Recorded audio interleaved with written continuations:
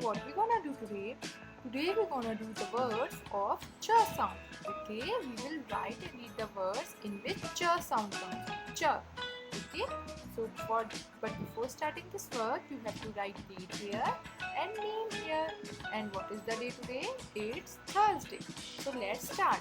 So for this word, you have to open your English communicative book and come to page number 70. So here the words are written in the book with cha sound. So let's read and write. C-H-E-E-S-E, cheese. Cha sound, cheese. C-H-E-E-S-E, cheese. Now write. S-T-R-E-T-C-H, stretch. C-H means ch. Stretch.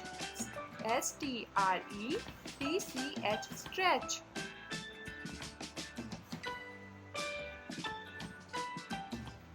C-H-A-S-E, chase.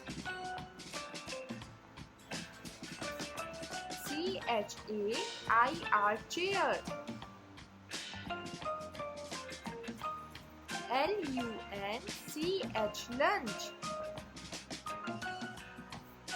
C-H-E-R-R-Y, cherry. W-A-T-C-H, watch.